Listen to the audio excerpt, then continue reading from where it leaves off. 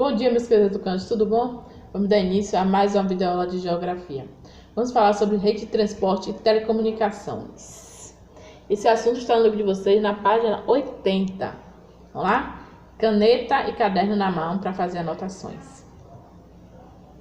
Rede de transporte e telecomunicações. As redes de transporte são os conjuntos das vias de comunicações, estradas, linhas aéreas, caminhos de ferros, oleodutos, gasodutos, etc., que se interligam formando uma malha mais ou menos densa, mais ou menos densa. A gente chama de malha ou de rede, né? Os transportes e as telecomunicações desempenham um papel muito importante neste mundo, onde prevalecem os valores da globalização e a da internalização das economias das sociedades, pois possibilitam a mobilidade de pessoas, o comércio de mercadorias, a troca de serviços, a circulação de informação, a quebra do isolamento de regiões periféricas. Então, assim, as redes de transporte e de comunicação servem para fazer uma ligação entre países, regiões, pessoas, né? Então, a gente acaba encurtando a distância. A gente viu isso na aula da semana passada, que eu falei brevemente sobre rede de transporte e comunicação. Desde sempre, as populações estabeleceram ligações entre si por terra e ou por rio-mar. Com o desenvolvimento econômico, criaram-se e organizaram-se redes de transporte. Estas redes são mais ou menos densas, promovendo uma maior ou menor acessibilidade, grau de facilidade com que se alcança determinado lugar. Aí vocês têm as formas de rede. Temos a rede linear, temos a rede radial e temos a rede policêntrica.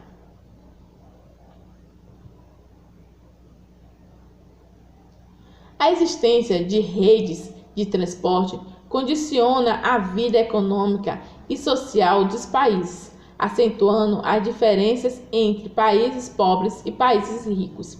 Quanto maior for o país, ou seja, o país for mais desenvolvido, óbvio, é claro, que as redes de transporte vai ser bem melhor. A gente tira por Portugal e Brasil, né? Estados Unidos, Brasil, Europa e Brasil, sempre vai ser melhor. A mobilização do transporte permitiu diminuir a distância a tempo. Para além disso, o aumento da rapidez e da capacidade de cargas fizeram diminuir a distância a custo. Estas melhorias contribuíram para melhorar a acessibilidade entre os lugares. A mobilização dos transportes permitiu a diminuição da distância a tempo. Você vê aí no mapa do lado, esse mapinha, né? Que em 1500 a 1540, o mundo era gigante. Só que com essas modificações, tanto no transporte e na comunicação, o tempo foi diminuindo. Ou seja, o espaço, a demora que existia aqui passou a diminuir por causa do transporte e da comunicação.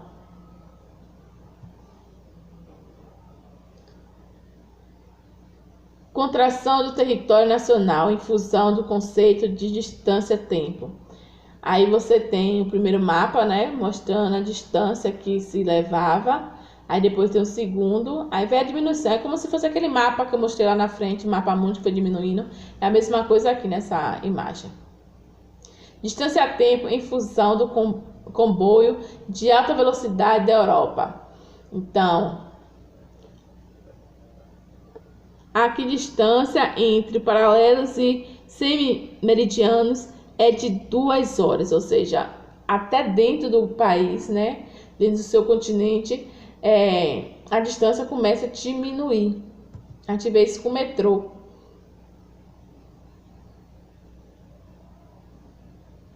Aí você vê algumas distâncias, né, o tempo de distância. Rede de transporte e telecomunicações. Meio de transporte, espaço onde decorre as deslocações dos diferentes tipos de veículos. Aquático, marítimos, que é mares e oceanos, fluviais, rios.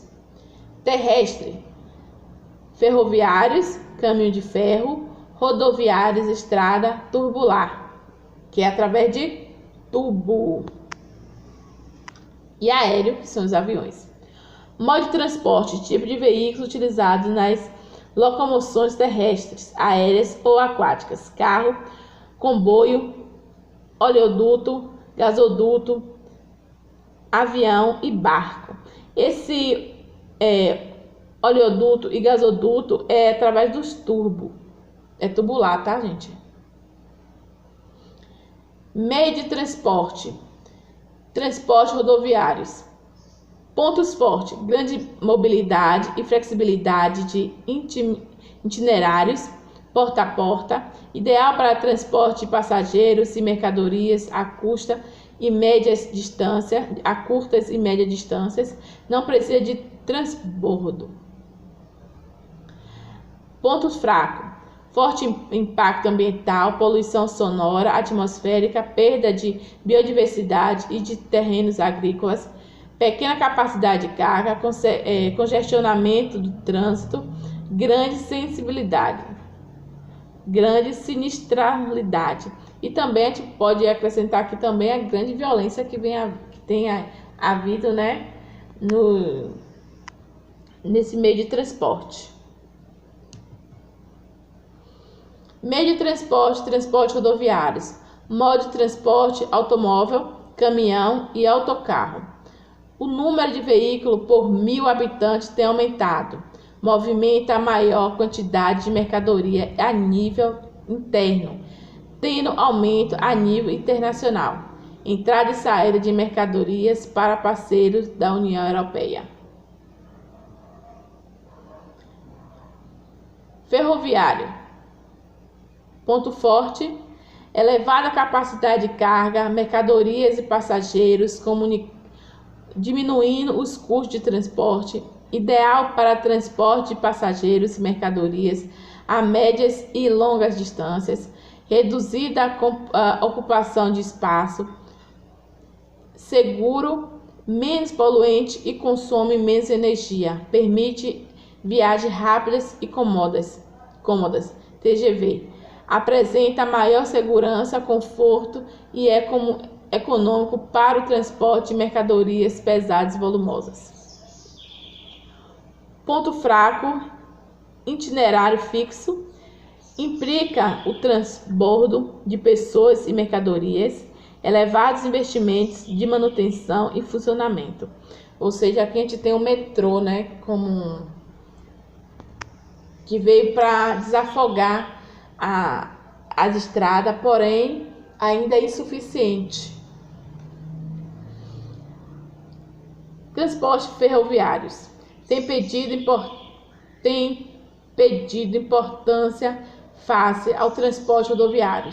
A nível interno, tem pouca representatividade no transporte de mercadorias. O número de passageiros transportados tem vindo a diminuir devido ao aumento do parque automóvel, ao desenvolvimento de rede viária, à melhoria de nível de vida da população.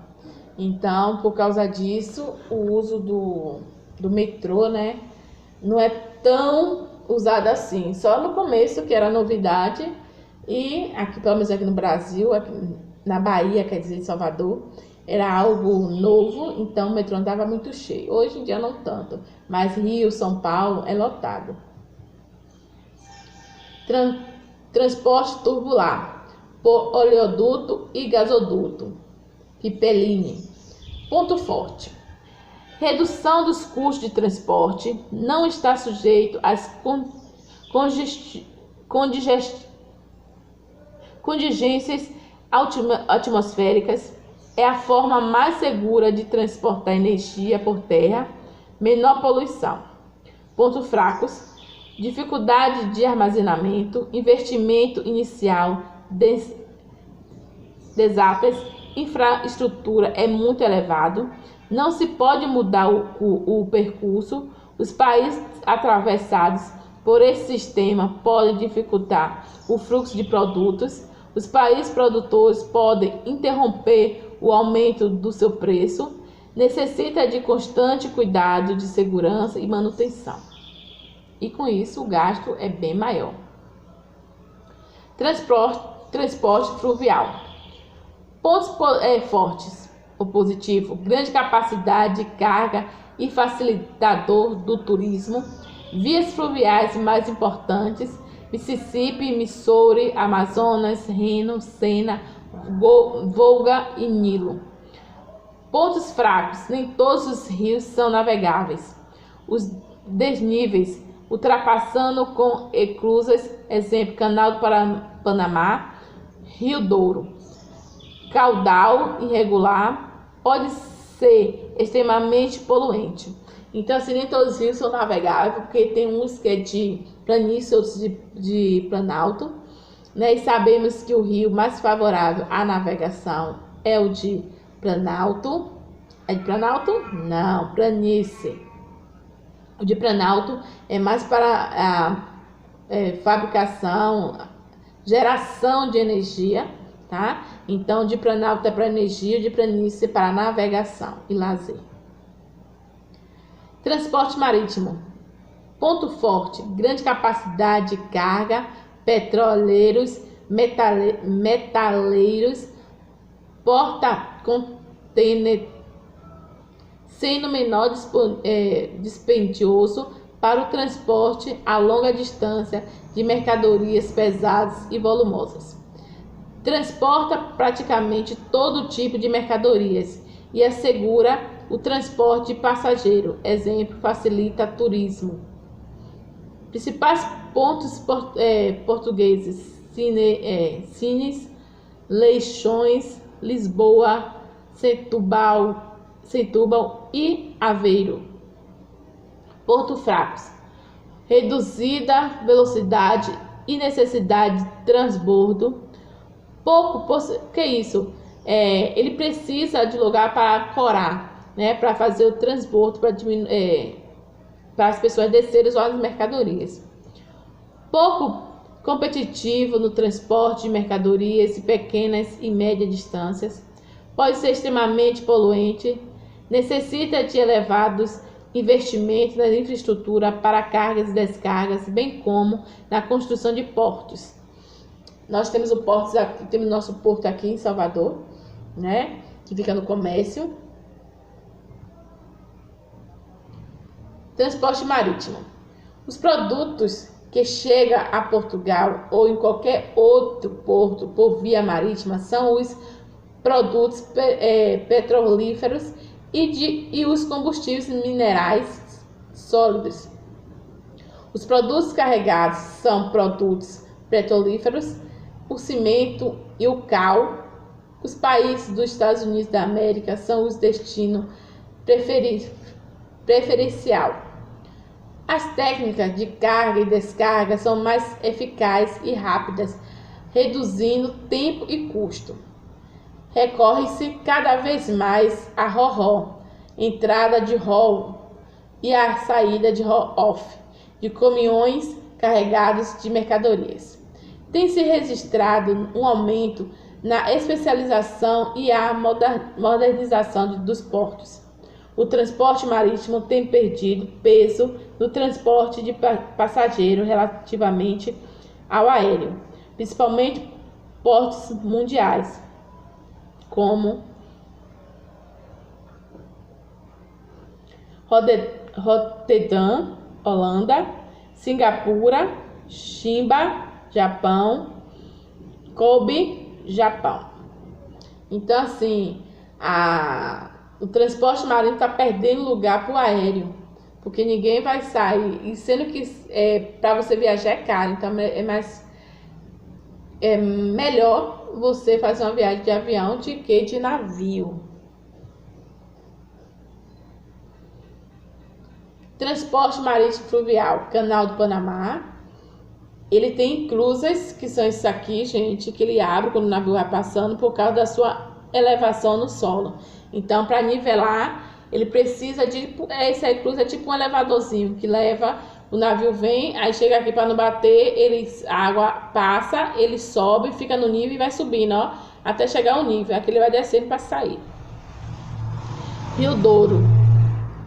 Esse aí que tem essa aí cruza aí no Rio Douro e no Panamá. Transporte aéreo. Rápido, seguro e cômodo. É o que mais contribui para a redução de distância a tempo. Possibilita o acesso a locais até aí inacessíveis, adequado para o transporte de passageiro a longa distância e de mercadorias leves, facilmente perecíveis ou de grande valor. Ponto fraco, desvantagem, né? O custo elevado e baixa capacidade de carga, insegurança devido à pirataria, terrorismo e para as populações que vivem perto dos aeroportos, grande consumo de combustíveis e elevada poluição atmosférica sonora, forte impacto ambiental com a construção de infraestruturas. Quem mora perto dos aeroportos sempre vai sofrer por essa poluição sonora, né? Por causa do barulho que ele faz. A gente aqui, apesar de morar próximo, não sofre tanto com o barulho. Transporte aéreo. Desenvolveu-se, sobretudo, a partir de 1950. Impõe-se no transporte de passageiro em médias e longas distâncias. O movimento de passageiro nos aeroportos portugueses e brasileiros duplicou, no mundo, não só em Portugal, mas no mundo, duplicou desde 2000, com a queda, dos valores das passagens. Aeroportos portugueses, Lisboa, Faro, Porto, Funchal, dentre outros aí, que pra gente assim não tem tanta importância. É especialmente utilizado no transporte de mercadorias pouco volumosas de grande valor e perecíveis. Alguns dos maiores aeroportos mundiais: Londres, Frankfurt, Hong Kong, Charles de Gaulle. Transporte em Portugal, que não faz muito, não nos influi muito.